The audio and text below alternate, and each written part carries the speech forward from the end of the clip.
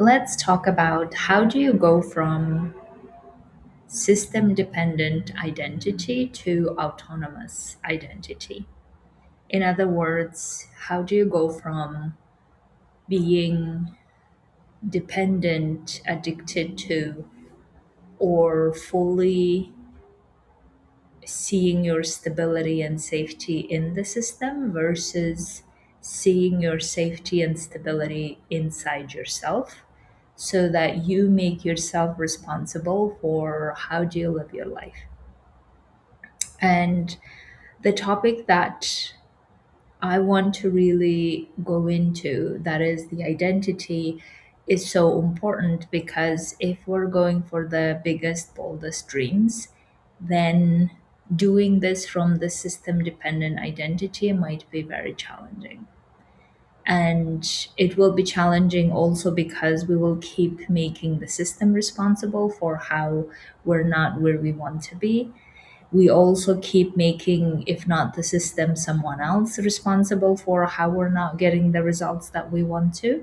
And therefore, we keep staying in this very turmoily transitioning that is not here or there. And I see a lot of people getting stuck in this third option type of situation where we are not willing to take the risk of going all in on what we want, but we're also not wanting to take the risk of staying in the system that we don't like for the rest of our lives and then feeling stuck or in indecision, right? So I wanted to go step by step talking about how to go from the system dependent identity. I will talk about what identity is and how the system dependent identity looks like to then transforming to an autonomous identity. So the best way to describe identity is how do you see yourself as the human in this world? How capable you are or how incapable you are, how you are able to do this thing or that thing. That's the identity piece that then governs everything that you do, how you react, how you interact with the world, right? Now, system dependent identities that I have seen can have different shapes, but essentially they all have the same sentence, same belief system that says, I can't live and be safe without the system. This is the identity that keeps you then applying for jobs where you actually don't even want to, doing the things in the system that you don't want to, and complying with whatever the system requires you to do so that you keep feeling safe and stable in your life. Right? So, the system identity or system dependent identity that I used to have was I can't really be successful without the UN. And probably many of the humanitarians I coach are having the same identity. I can't be successful or I can't live a great life where I have the money and I have the stability and I have the job that I want to. I can't really do that anywhere else except inside the UN. And inside the UN or inside the humanitarian system, it's not really possible because I'm not liking what I have. I'm not liking my colleagues. I'm not liking the post crisis situation in the toxic environment, and I want to leave, but I don't know how, right? So, this is where a lot of people stay and spend their energy and time figuring out what to do. But then, if they haven't really figured out how their autonomous identity looks like, meaning who they are without the system, who they are without the system backing them up, who they are without the confidence of the system, the power of the system, the titles of the system, if they cannot really feel and see themselves being that person, then that transitioning won't happen because we are too afraid to be doing anything. We're too afraid to be taking risks. We're too afraid to be even making decisions, right? So that's why I wanted to talk about okay, how do we know what identity we're operating from? It's like an operating system inside our brains, right? It's a bit like with the computer. We have the computer itself and then the operating system inside, the software that runs the whole computer. So the same goes for us. The operating system, the software is the identity. Now, the best way that we can find what kind of identity we're operating from is by two ways, I would say. So the first one is our reactions. Excuse me. Reactions to everything that's going on around us, right? So maybe reaction is our reaction to the crisis, our reaction to how the situation at work, our reaction to our job application. All of this is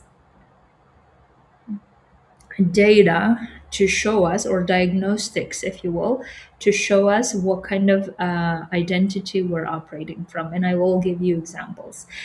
That's the one way. The other way that is the best predictor or diagnostics, or maybe even symptom, if you will, is by our behaviors. So, how are we behaving in a particular situation shows us what identity we're operating from, right? And I will give you examples of how that looks like as well. So when we look at our reactions, meaning our feelings around something, and our behaviors, we can then safely see what the identity behind that running that behavior, and that behavior then leads to a particular result, right? So let's look at the reaction as an example. Now, if I have the system dependent identity, my reaction to the crisis will look like, oh my God, everything is going down, everything is doom and gloom. I need to now find another job, or I need to stay put where I am. I can't rock the boat. I can't say and do the projects that I want to, because if I do, then the organization will likely to fire me if I keep making trouble, right? So this is the system dependent identity reacting in a way to how to keep the identity safe by doing everything the system wants you to do and suppressing everything that you have inside as a professional, as a person. So, from those reactions, then comes the behavior, and the behavior says, okay, we need to just keep doing what we have always been doing. We cannot do anything different. We cannot go for something new, because now is the crisis, now is bad, now is not the time. Now is the time to actually stick to the system and stick until it collapses. If it doesn't collapse, then we won.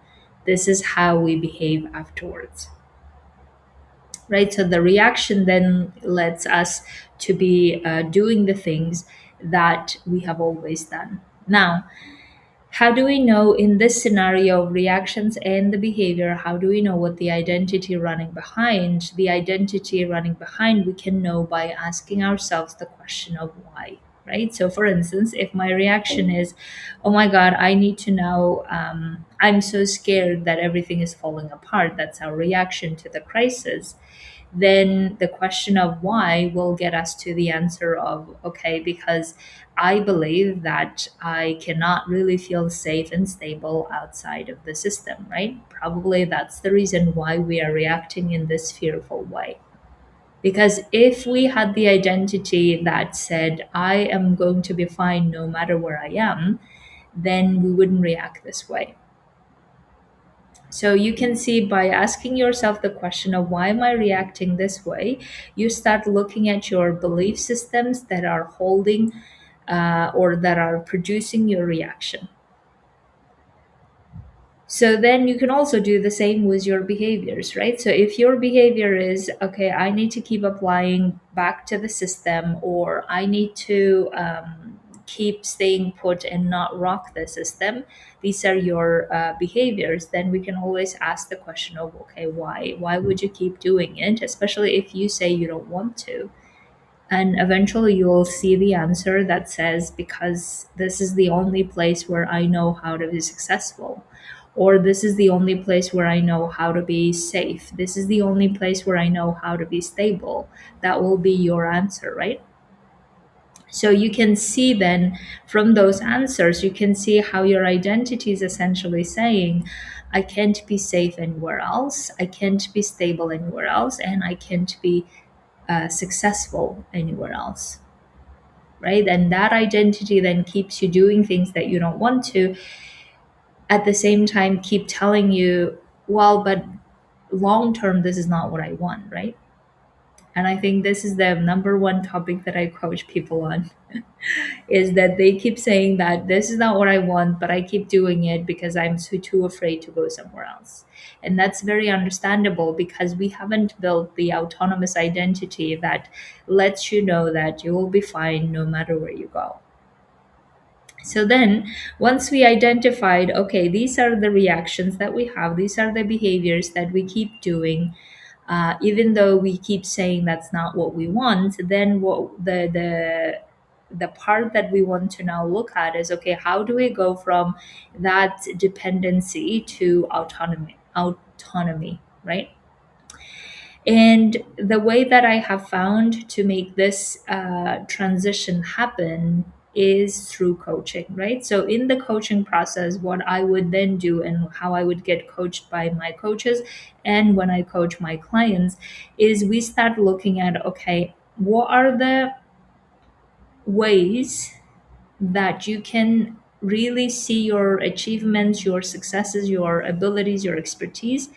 What are the ways that you can see you yourself feeling and being confident, trusting in yourself that you are actually someone who can make this work somewhere else?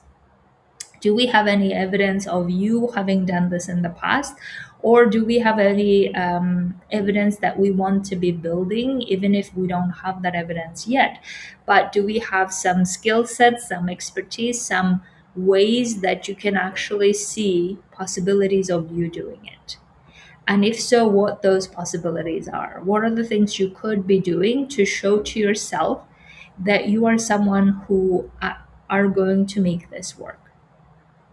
Right? So that could be one way to look at either evidence that is from the past or evidence that we want to create, and how we could create small evidences to get going, so that you start feeling, oh, what if I'm actually um, autonomous human being? I just haven't learned how to take over my safety and stability, right? Another way that we can really make that bridge is regulating your emotional state, obviously, right? So if we really start looking at if the system dependency is really not serving us and it just keeps us trapped, and we just don't want to do that anymore, we're so tired of doing that anymore, and we just feel like, okay, no matter what, I want to figure out how to be autonomous in this world. And how can I do that, right? By regulating your emotions, meaning that we process whatever the emotions that keep coming up, and then understand what are the belief systems that are creating those emotions. And then we start looking at, okay, if those are the belief systems that are not serving us, how do we now change them? So that could be another way that we start bridging that gap. And the third way that could be very practical that I really want people to consider is, what are the things that we can start already building on the other side, outside of the system? And while working in the system or while having the job in the system, what are the things that we can start building and start marketing and start selling and seeing and experimenting how that actually can work, so that it gives you another safety and security to say, okay, I'm not just jumping off the cliff without any safety measures. I'm actually preparing myself to do that, right? And that's probably the most that we're working with people currently at the time. Now, there are a lot of different ways we can create that bridge. We can create that bridge by either getting you the visibility and the expertise that you are so good at already within the system, and then how do we transform it to the system outside or to something outside, right? Another way that I was explaining yesterday, how do we build your personal brand already within the organization and then get it out to the world? That could be another way to go. Or maybe there are other things that we can test it out while you are still working or while you are still applying for jobs, so that your brain does not go into the panic mode of how you're going to die if you don't have a job kind of situation, right? So these are the ways that you can bridge. Now, in my situation, I haven't done that bridging. What I really have done is I have saved up money, about $60,000 at the time, and I told myself, okay, this is the money that is going to be what will save me in case of things not working, but I'm determined to make it work. So what I really worked on is, okay, who am I outside of the system that can make things work? And I got coaching on how do I make this work, and why do I really so um, clinging on to that identity of I can't make it anywhere else work, right? Why am I so clinging on to, especially if I see that the system is burning me out and I don't want to be in that situation anymore? Then how do I really um, ensure that I let go of that old identity and go into my autonomous identity of recognizing I am a human being who is capable of doing things outside of you and who's capable of making the salary side of things work and also doing the thing that I want to. And I started building that belief system and building that trust system that helped me balance my fears in ways that I could continue functioning, right? So you could also do this way as well. And I can see that some of the clients who have been trying to apply for jobs for so many months and they just feel so burned out from even applying for jobs and they don't want to be doing this anymore. For those clients, probably this way of building their belief system in themselves and the trust system in themselves will probably be the best scenario for them to be transitioning to doing something else, because they have tried and burned out many times and they don't want to do that. So therefore, instead of trying to go back to the system that is not working, they may already start building their beliefs in themselves, beliefs in what they're doing and in their capabilities, so that the trust grows inside them, right? Trust as the muscle. And once the trust grows, then the fear becomes not so powerful that we are able to go move forward. So this is the way to bridge the gap between the system dependent identity and the autonomous identity, is by really getting granular as to what is it that the bridge that's not working currently, even though we keep telling ourselves we want this autonomous free human being that we are, yet we keep imprisoning ourselves in the system. And in order to get out of that imprisonment in our own brains, in our own belief systems, how do we then bridge that between the system dependent and the autonomous identity, right? And the way to bridge that I have found the most effective is these options. So the option number one, as I said, is the building the belief system in yourself, in what you're doing, in the abilities that you have, that allows you then to feel free to be doing whatever you want, because you believe you are able to make the things more, even more successful than in the one. The second is the regulating the emotions side, right? Regulating emotions in a way that the fear does not trump everything that you do and keep stopping you. And the third one is while doing things in the system, building something outside, the infrastructure outside, so that you start seeing how it's possible for you to do it outside. And you give yourself either that safety mechanism through having tested certain things and you know it works, or safety by giving yourself savings, safety by giving yourself other income streams, so that you are able to finally move towards the boldest dreams that you have. So the way that you know that autonomous identity is working well is when you know that you are no longer accepting jobs from the system unless you really want to be doing it. That's one of the great indicators of how the autonomous identity is working, right? So, in other words, when you are reacting to a job offer coming from the system, instead of you going, oh my God, let me finally go and do that job because I'm so tired of being unsafe, da da da, you are looking at it, do I really want to do this or not, right? So I have a client now who feels so pissed that she took on a job with a system that she actually didn't want to, but at the time she felt constrained by money problems, so she took it, and now she's just trying so hard to get rid of, so that she no longer takes that type of job, right? So therefore the autonomous identity is again being manifested, if you will, or being shown in how you react to situations and how you behave in those situations. So another great indicator of the autonomous identity working well is when you keep feeling safe, that you trust yourself, what you're doing and how you're doing, and how you're making money side of things work.